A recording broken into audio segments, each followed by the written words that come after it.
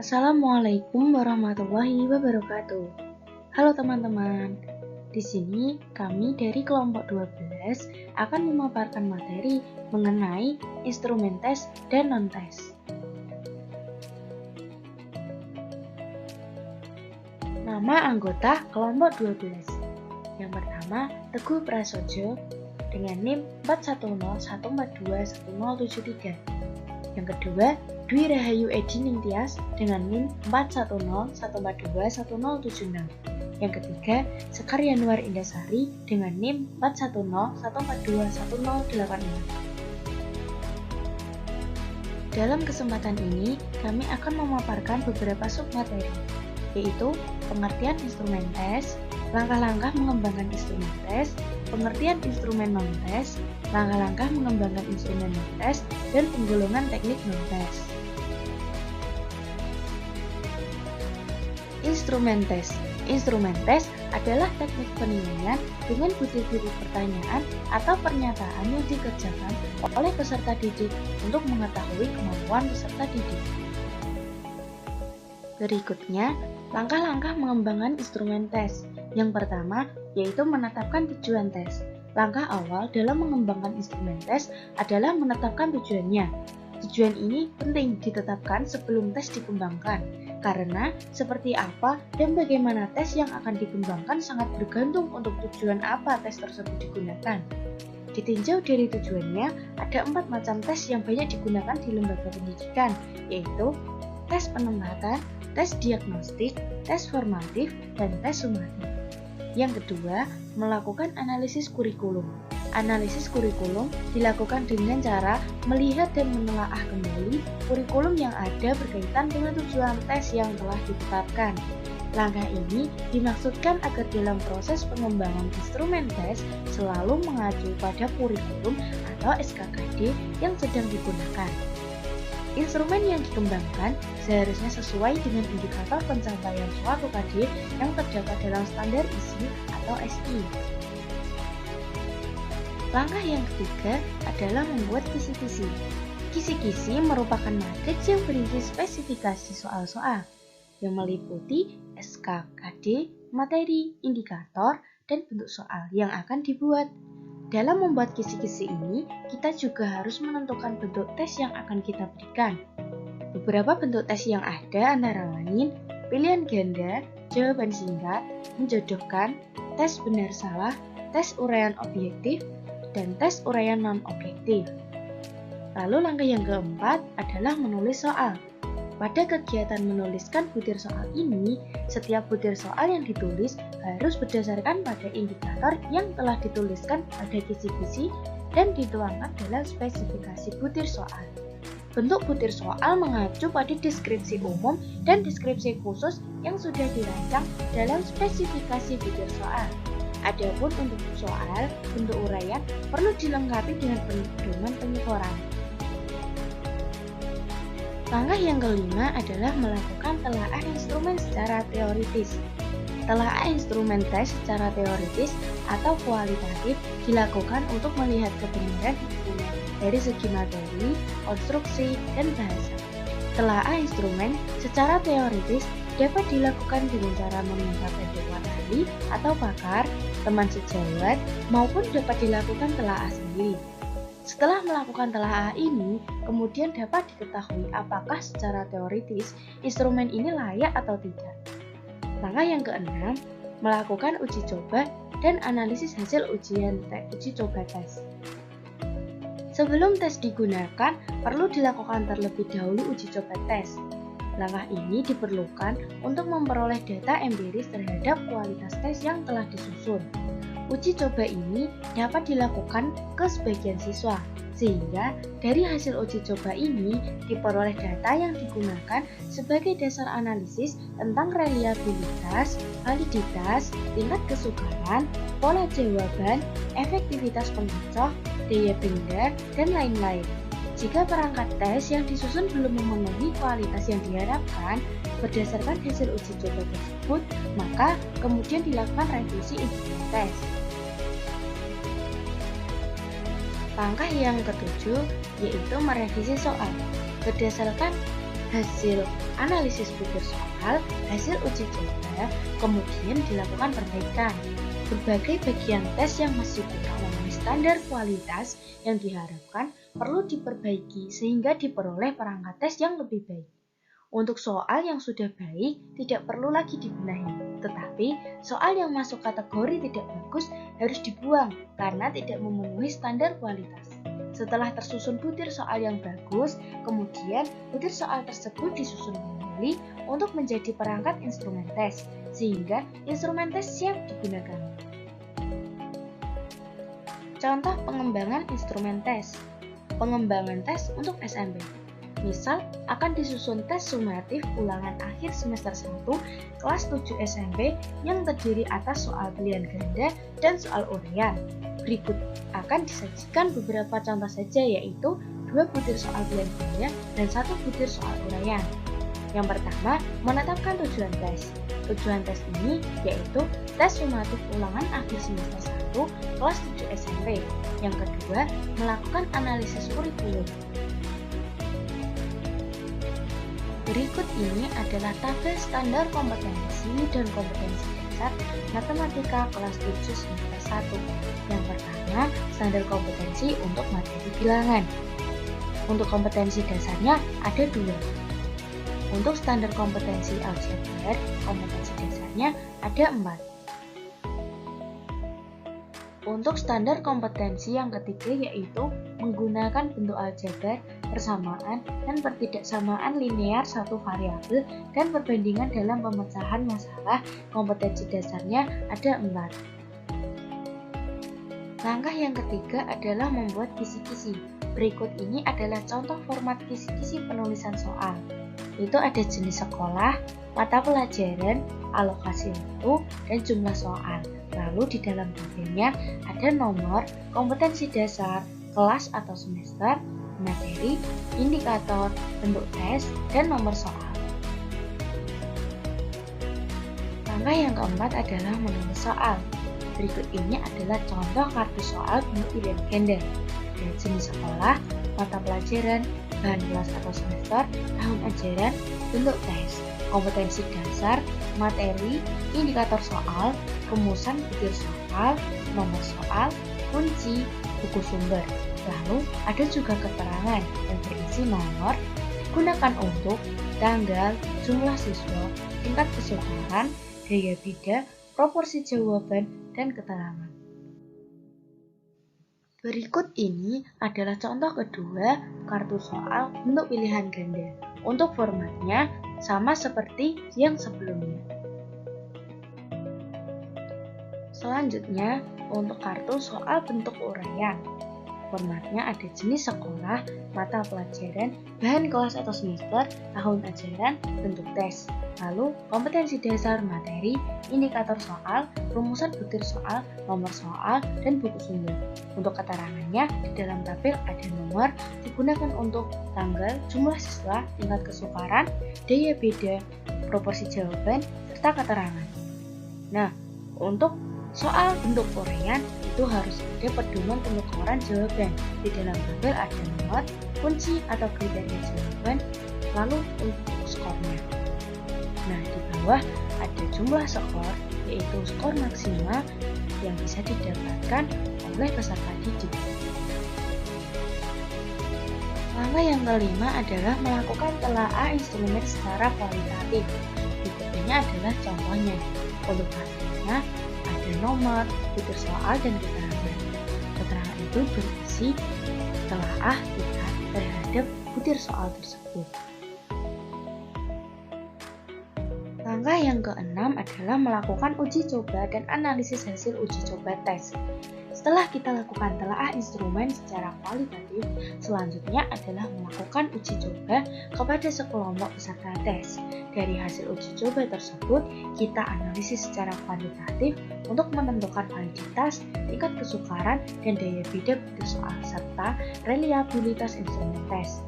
Langkah yang ketujuh, merevisi soal berdasarkan temuan dari uji coba.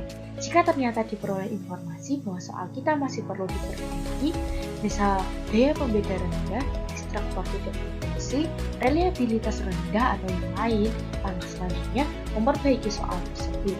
Akan tetapi, jika berdasar hasil uji coba soal, kita telah termasuk kategori baik, maka soal tersebut telah siap digunakan untuk tes di kelas.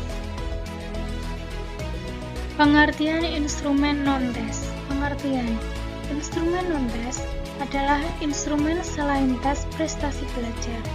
Alat yang dapat digunakan adalah lembar pengamatan atau observasi dan instrumen tes sikap, minat, dan sebagainya.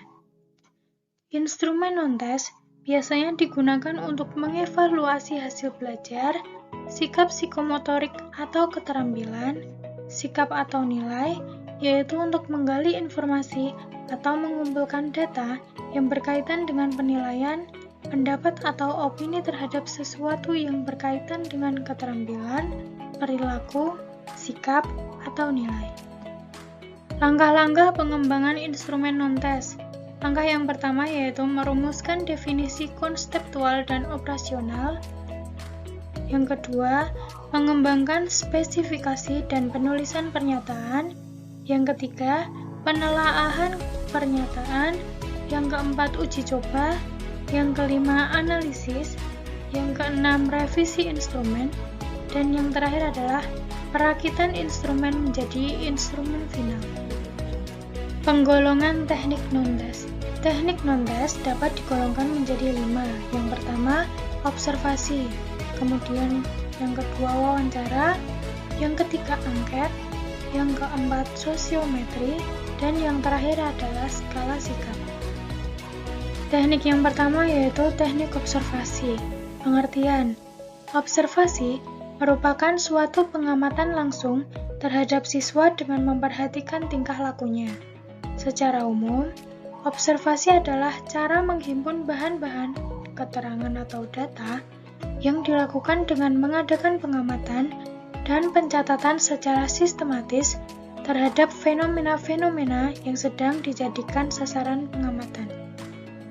Kelebihan dan kekurangan observasi. Kelebihannya yaitu observasi dapat memperoleh data sebagai aspek tingkah laku anak. Yang kedua, dalam observasi memungkinkan pencatatan yang serempak dengan terjadinya suatu gejala atau kejadian yang penting. Yang ketiga, observasi dapat dilakukan untuk melengkapi dan mencek data yang diperoleh dari teknik lain, misalnya wawancara atau angket. Yang terakhir adalah observer tidak perlu menggunakan bahasa untuk berkomunikasi dengan objek yang diamati. Kalaupun menggunakan, maka hanya sebentar dan tidak langsung memegang peran. Kekurangannya yaitu observer tidak dapat mengungkapkan kehidupan pribadi seseorang yang sangat dirahasiakan. Apabila seseorang yang diamati sengaja merahasiakan kehidupannya, maka tidak dapat diketahui dengan observasi. Yang kedua, apabila si objek yang diobservasikan mengetahui kalau sedang diobservasi, maka tidak mustahil jika tingkah lakunya dibuat-buat agar observer merasa senang. Dan yang terakhir adalah observer banyak tergantung kepada faktor-faktor yang tidak dapat dikontrol sebelumnya. Berikut adalah langkah-langkah teknik observasi. Langkah-langkah yang pertama yaitu merumuskan tujuan, lalu merumuskan kegiatan. Setelah itu, menyusun langkah-langkah. Yang keempat, menyusun kisi-kisi. Yang kelima, menyusun panduan observasi. Dan yang terakhir adalah menyusun alat penilaian. Teknik wawancara. Wawancara yaitu cara yang dilakukan secara lisan yang berisikan pertanyaan-pertanyaan yang sesuai dengan tujuan informasi yang hendak digali. Wawancara dibagi dalam 2 kategori, yaitu pertama, wawancara bebas, yaitu si penjawab atau responden diperkenankan untuk memberikan jawaban secara bebas.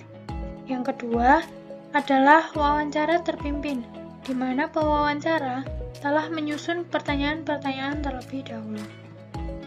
Kelebihan dan kekurangan wawancara.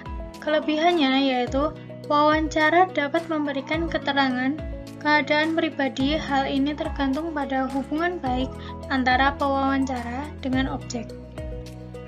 Yang kedua, wawancara dapat dilaksanakan untuk setiap umur dan mudah dalam pelaksanaannya. Yang ketiga, wawancara dapat dilaksanakan serempak dengan observasi. Yang keempat, data tentang keadaan individu lebih banyak diperoleh dan lebih tepat dibandingkan dengan observasi dan angket. Yang terakhir, wawancara dapat menimbulkan hubungan yang baik antara si pewawancara dengan objek. Kekurangannya yaitu keberhasilan wawancara dapat dipengaruhi oleh kesediaan, kemampuan individu yang diwawancarai. Yang kedua, kelancaran wawancara dapat dipengaruhi oleh keadaan sekitar pelaksanaan wawancara. Yang ketiga, wawancara menuntut penguasaan bahasa yang baik dan sempurna dari pewawancara. Dan yang terakhir adalah adanya pengaruh subjektif dari pewawancara dapat mempengaruhi hasil wawancara. Berikut adalah langkah-langkah dalam wawancara. Langkah yang pertama yaitu merumuskan tujuan, lalu perumusan kegiatan atau aspek-aspek yang dinilai. Yang ketiga, penyusunan kisi-kisi. Yang keempat, penyusunan pedoman wawancara. Dan yang terakhir adalah lembaran penilaian. Teknik angket atau kuesioner. Pengertian. Pada dasarnya, angket adalah sebuah daftar pertanyaan yang harus diisi oleh orang yang akan diukur atau responden. Pada umumnya, tujuan penggunaan angket atau kuesioner dalam proses pembelajaran terutama adalah untuk memperoleh data mengenai latar belakang peserta didik sebagai salah satu bahan dalam menganalisis tingkah laku dan proses belajar mereka. Kelebihan dan kekurangan angket. Kelebihannya yaitu, dengan angket, kita dapat memperoleh data dari sejumlah anak yang banyak yang hanya membutuhkan waktu yang singkat. Yang kedua, setiap anak dapat memperoleh sejumlah pertanyaan yang sama. Yang ketiga, dengan angket, anak pengaruh subjektif dari guru dapat dihindarkan. Kekurangannya yaitu, pertanyaan yang diberikan melalui angket adalah terbatas, sehingga apabila ada hal-hal yang kurang jelas, maka sulit untuk diterangkan kembali. Yang kedua, kadang-kadang pertanyaan yang diberikan tidak dijawab oleh semua anak, atau mungkin dijawab, tetapi tidak sesuai dengan kenyataan yang sebenarnya, karena anak merasa bebas menjawab dan tidak diawasi secara mendetail. Yang ketiga, ada kemungkinan angket yang diberikan tidak dikumpulkan semua. Berikut adalah langkah-langkah teknik angket. Langkah yang pertama yaitu merumuskan tujuan. Yang kedua, merumuskan kegiatan. Yang ketiga, menyusun langkah-langkah. Yang keempat, menyusun kisi-kisi. Yang kelima, menyusun panduan angket. Dan yang terakhir yaitu menyusun alat penilaian. Teknik sosiometri. Sosiometri adalah suatu penilaian untuk menentukan pola pertalian dan kedudukan seseorang dalam suatu kelompok. Sehingga, sosiometri merupakan alat yang tepat untuk menilai hubungan sosial dan tingkah laku sosial dari murid-murid dalam suatu kelas, yang meliputi struktur hubungan individu, susunan antar individu, dan arah hubungan sosial. Sehingga, dengan demikian, seorang guru dapat mengetahui bagaimana keadaan hubungan sosial dari tiap-tiap anak dalam suatu kelompok atau kelas. Berikut adalah langkah-langkah dalam sosiometri. Langkah yang pertama yaitu langkah memilih teman, dan langkah yang kedua yaitu langkah pembuatan gambar atau sosiogram. Teknik yang terakhir adalah skala sikap. Sikap adalah tendensi mental yang diwujudkan dalam bentuk pengetahuan atau pemahaman, perasaan dan tindakan atau tingkah laku ke arah positif maupun negatif terhadap suatu objek. Definisi tersebut memuat 3 komponen sikap, yaitu kognisi atau pengetahuan, pemahaman, keyakinan terhadap suatu objek, afeksi atau perasaan dalam menghadapi objek, dan konasi atau kecenderungan berbuat atau bertingkah laku sehubungan dengan objek. Contoh pengembangan instrumen non-tes yang pertama yaitu observasi. Contohnya seperti pada layar. Terdapat topik yang dibahas, lalu aspek yang dinilai, dan pedoman pensekoran. Selanjutnya yaitu wawancara. Contohnya seperti pada layar, terdapat tujuan wawancara, bentuk, responden, serta identitas siswa, lalu pertanyaan dari guru, jawaban dari siswa, komentar dan kesimpulan hasil wawancara, tanggal dilakukannya wawancara, dan yang melakukan wawancara. Kemudian yaitu angket atau kuesioner. Yang pertama yaitu menentukan tujuan angket atau kuesioner, lalu merumuskan kegiatan. Yang ketiga yaitu menyusun kisi-kisi. Selanjutnya yaitu menentukan skala yang digunakan dan kriteria pemberian skor. Ini adalah contoh instrumen non-tes berupa angket atau kuesioner.